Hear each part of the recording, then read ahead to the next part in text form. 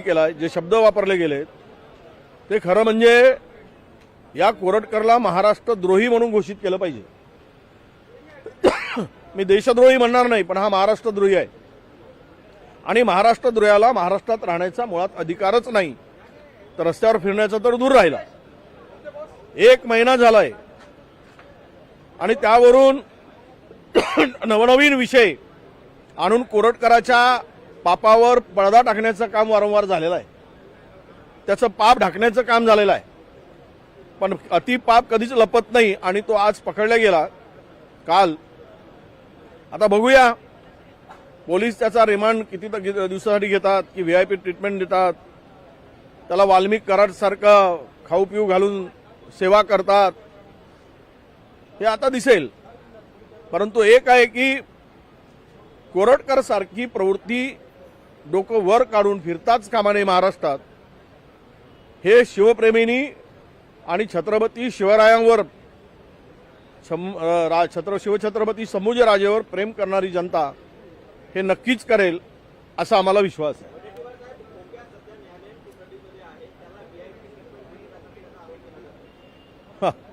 खोके ओके बोके हे महाराष्ट्रात आता यांना काय, महाराष्ट्र यांना आपला वाटतोय.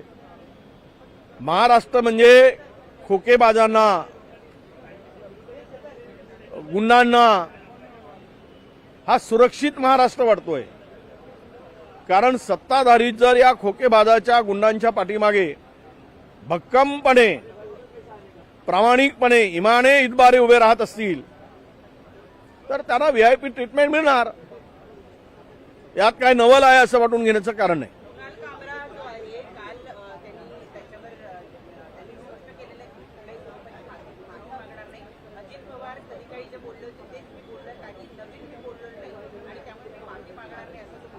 खरं म्हणजे कोण कुणाला कामरान, त्याची ओळख जशी औरंगजेबाची पुसलेली ओळख सत्ताधाऱ्यांनी निर्माण करून नेली. परत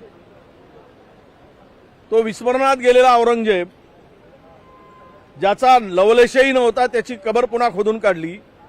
त्याच पद्धतीनं एखादा माणसाला छोट्या विषयाला घेऊन मोठं करणं, मला वाटतं की सत्ताधाऱ्यांचा आता नेहमीचा एक राव रडीचा असा राहिलेला आहे.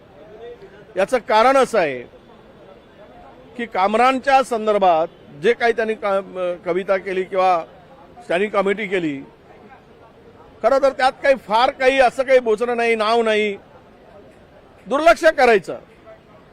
ज्यावेळेस कंगना राणावत या आमच्या संसद आत्ताच्या खासदार आहेत, त्यांनी ज्यावेळेस राहुल गांधीवर खालच्या स्तरावर जाऊन म्हणजे अनेक नेहरूवर, महात्मा गांधीवर ज्या पद्धतीनं टीका केली, त्यावेळेस आम्ही आरोप केला होता. त्यावेळेस सत्ताधाऱ्यांची भूमिका त्यांना वाचवण्याची होती. त्यावेळेस त्यांना अभिव्यक्ती स्वातंत्र्य आठवलं आणि आता मात्र ती भूमिका वेगळी आहे. हे काही योग्य नाही. टीका सहन करण्याची शक्ती सत्ताधाऱ्यामध्ये असली पाहिजे. टीका सहन करा, टीकेला सामोरं जा. तुम्ही काही इथे महापुरुष म्हणून आणि देव म्हणून काम करत नाही, माणूस म्हणून काम करताय. ज्यावेळेस चुका होतात किंवा काही गोष्टी घडतात त्यावेळेस टीका सहन करण्याची तयारी सत्ताधाऱ्यांनी ठेवावी.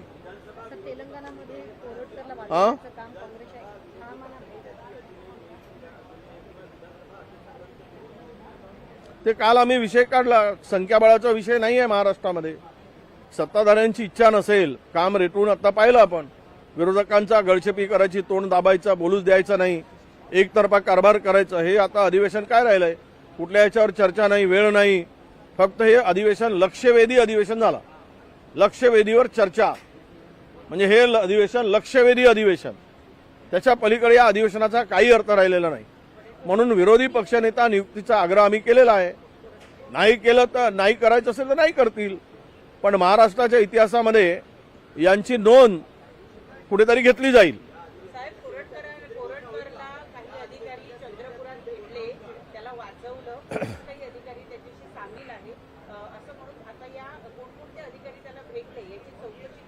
त्याचं सीसीटीव्ही फुटेज त्या हॉटेलमधलं काढल्या घेण्याची माहिती आमच्याकडे आलेली आहे.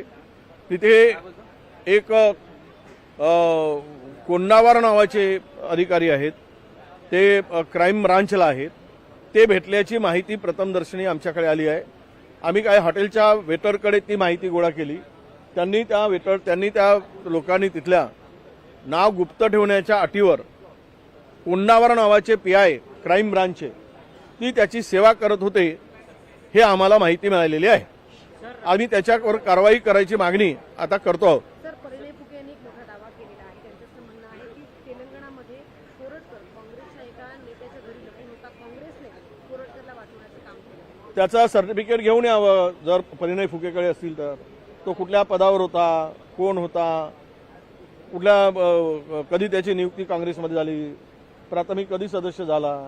म्हणजे आपलं पाप झाकण्यासाठी काँग्रेसवर टीका करायची आणि पाप लपवायचा. अरे तुमचं तोंड ज्यावेळेस कोरटकरावर उघडत नाही तर तुम्ही काय काँग्रेस नेत्याचं नाव घेताय? वडेट्टीवार सर, वडेट्टीवार सर, थांब ना 2 मिनिटं. वडेट्टीवार सर, संजय राऊत म्हणतात की कुणाल कामरा आणि माझा DNA एकच आहे म्हणून. त्यावरती परिणय फुके जे भाजपचे आमदार आहेत ते म्हणतात की हरामखोरांचा DNA एकच असतो म्हणून. आणि मग आम्ही कोरटकरांचा आणि सोलापूरकरांचा DNA कोणाचा आहे हेही तपासण्याची गरज आहे. ती प्रवृत्ती कोणत्या DNA मध्ये बसते हे सुद्धा आपण फुकेंना विचारलं पाहिजे.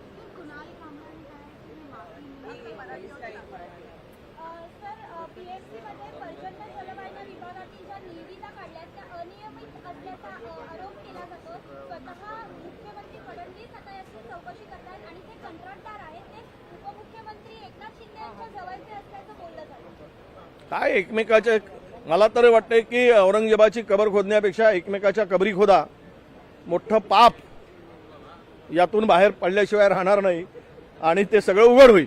संभाजी राजेंबद्दल आक्षेपार्ह पुस्तक आहे त्याच्यावर बंदी आणावी असा सभागृहामध्ये काल प्रश्न मांडण्यात आला. त्यावर बंदी घालू. संभाजी महाराजांबद्दल जे काही आक्षेपार्ह विधानं केली आहेत अशी पुस्तकं, नाटकं याच्यावर बंदी घातली जाईल अशा प्रकारे गृहराज्यमंत्र्यांनी काल विधान परिषदेत माहिती दिली. याकडे कसं बघायचं? कारण अनेक राज सन्यास असेल, रायगडाला जाग येते अशी नाही, काही लोकांनी लिहिलेली पुस्तकं आहेत, काही नाटककारांनी ते रंगवलीत, त्याच्यावर नाटक झालीत की नक्की नाटकं पण झालीत. अशी काही पुस्तकं आहेत ज्याच्यावर नाटकं तयार झाली. खरं तर ही नाटकं म्हणजे कोलटकर सारख्यांनी काही लिहिली, म्हणजे 3-4 लेखक आहेत त्या संदर्भातली. माझ्याकडे ती माहिती आहे पण मला आता आठवत नाही. या नाटकं यांच्यावर बंदी घातलीच पाहिजे. तो चुकीचा इतिहास लिहिला गेला आहे. मी माझं स्पष्टपणे समर्थन आहे गृहराज्यमंत्र्यांच्या स्टेटमेंटला की अशी महाराजांची बदनामी करणारी जेवढे पुस्तकं असतील ते सगळे पुस्तकं बंदी तर घालाच, पण त्याची होळी पण करा. प्रश्न असा आहे सर की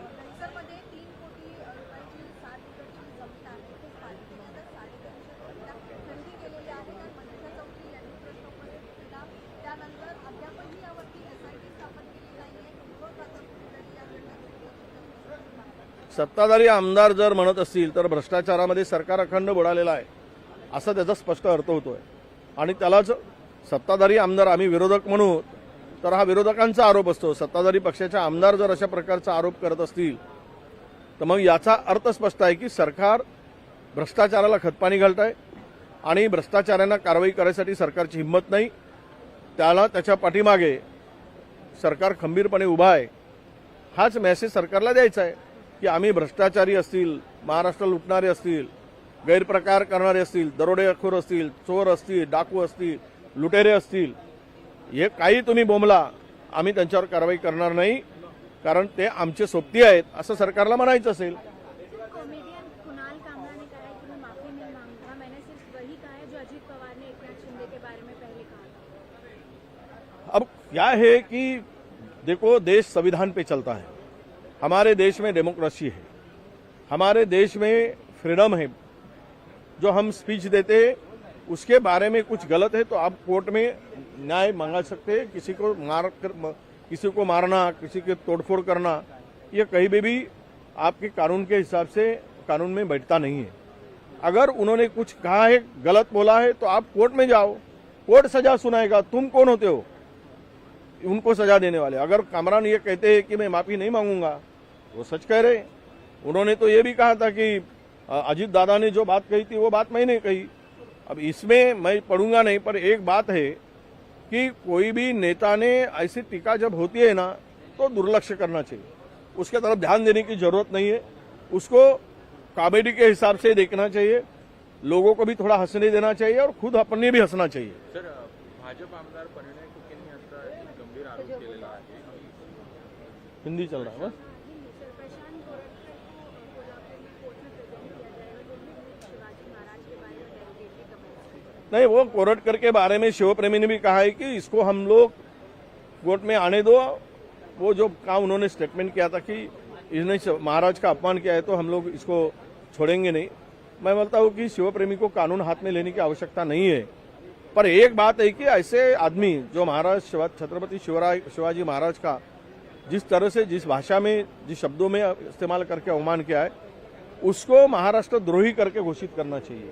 उसको महाराष्ट्र में रहने का अधिकार नहीं है, उसको महाराष्ट्र से हकाल देना चाहिए, वो महाराष्ट्र में दिखना नहीं चाहिए. अगर कार्रवाई करनी है सरकार को तो ये सरकार हिम्मत बताए, हिम्मत करे और करोडकर को महाराष्ट्र से तडीपार करे, यह हमारी मांग रहेगी. सर संजय राऊतांचं एक मत आहे. संजय